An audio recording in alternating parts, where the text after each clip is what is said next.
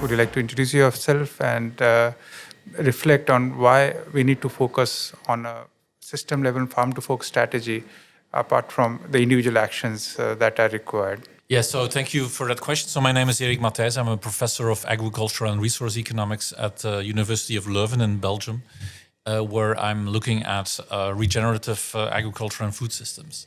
So in order to arrive at healthy and sustainable consumption patterns, all actors in the supply chain will have to collaborate with each other because, of course, a chain is only as strong as its weakest link.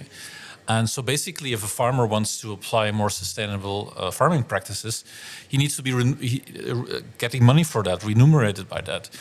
So the buyer of his products there needs to be a coordination with that buyer. But that buyer, of course, also needs to have additional money from his buyer, and so on and so forth, up to the consumer. So you need a coordinated set of actions. You need to have transparency in the chain. In order for all the actors in the chain to get the right remuneration. And only in this way you can actually arrive at a situation in which you really come to truly sustainable value chains. Now the problem is, of course, in this line of thinking, in the end you need a consumer that is actually willing to pay more. And this is actually where one of the main bottlenecks is in coming to a more healthy and sustainable food system.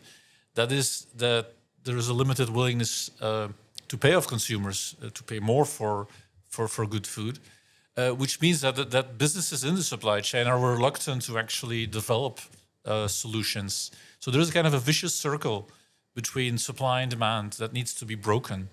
And a very important actor to break that cycle is government, because basically a lack of coordination is the main problem between producer and consumer. So what government can do is actually create some of that demand, for example, through public procurement. Government is an important buyer of food through hospitals and government agencies and schools and so on. So in that way, it can actually increase demand for healthy and sustainable food so that actors in the value chains will actually have an incentive to develop more sustainable practices. Just one follow-up question on this is that why the cost will be more? The costs of sustainable and healthy food, especially if you look at sustainability, will be higher. And that's, of course, because the current system externalizes all these costs to the rest of society. So an ideal situation would be the case in which all these external costs of pollution, for example, would be already part in the price, but that's not the case. So actually our food currently is too cheap. Whereas if you go to more sustainable practices that do include those costs, because of course investments have to be made at each level of the chain, well, you will arrive at the true price of food. So there's there's not really a level playing field between healthy and sustainable food on the one hand and food in general. What you're saying is that we are paying the price, but we are paying it in different forms already, like in terms of our health or loss of biodiversity or pollution or other things. And when they are brought into this sustainable food systems, then it's basically changing the mindset. Yeah, exactly. And it's also a budgetary thing, because basically now we're paying for these negative externalities as a taxpayer, because we pay taxes to clean up pollution, we pay taxes for our healthcare system. So basically these savings that we can actually have in these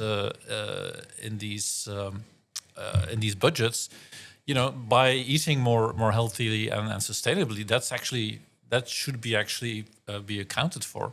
And what is the major opposition to this strategy, if it's so obvious? There are several oppositions. One of the main problems is that those who benefit from that versus those who bear the cost. There are different groups. I mean, we're talking about healthcare system, and we're talking about the food system. There are two different systems. So what it would mean is some kind of transfer from one system to the other system, right? From the healthcare system, for example, saving costs. So that means that actually insurance companies could actually, subsidize to a certain extent the food system. But that's quite it's out of the comfort zone of both actors. And in some cases, the competence, and then we're talking about the policy level, is also different. Where some actions are, for example, at the European level, and other actions are at the national or even the regional level. So the policy coordination needed to make that happen is quite complicated.